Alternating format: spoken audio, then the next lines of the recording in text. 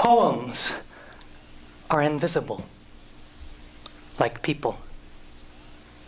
We see each other's faces, our appearance in the world, but we are all far more than we appear, all far more than can disappear. Just as a poem trapped in a cage, trapped on a page of language, isn't yet fully a poem, cannot yet speak to our hearts.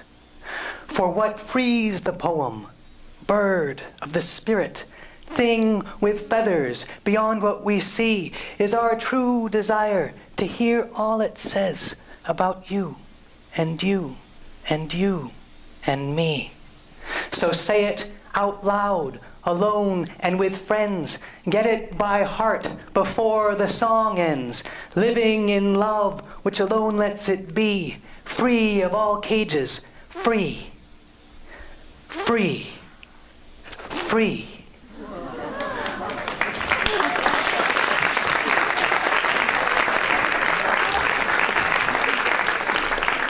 At least, that's how it seems to me. I propose this afternoon to take us on a journey into a realm that's invisible and yet marks everything we see as I'm coming to know it through poetry.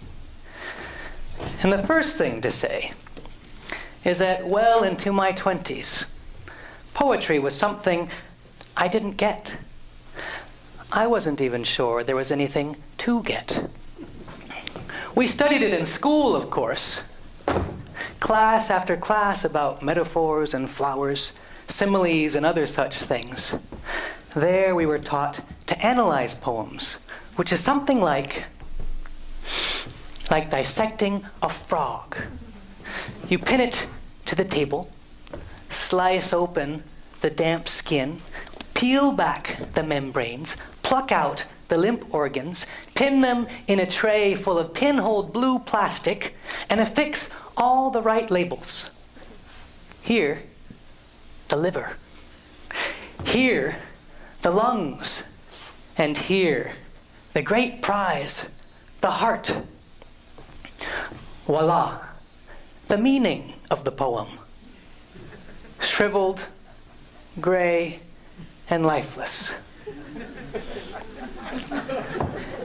It was only years later, living in South India, that I discovered the key to poetry. I was studying the Tamil language with a man named Dr. Ramakoti. And one afternoon, completely out of the blue, after we had finished studying together and went downstairs to have our tea, which was our routine, he suddenly said, "Tom, நாளைக்கு பா செய்யுள் படிக்க போறோம்.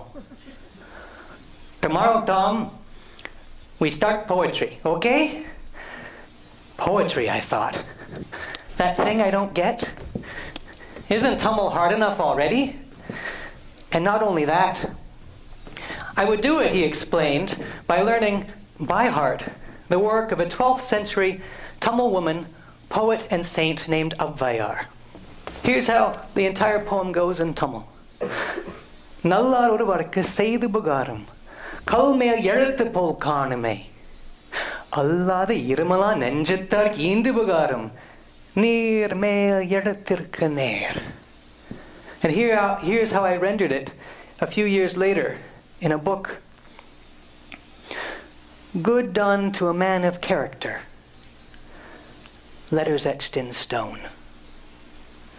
Good done to a man who lacks ethics and love, letters traced upon water.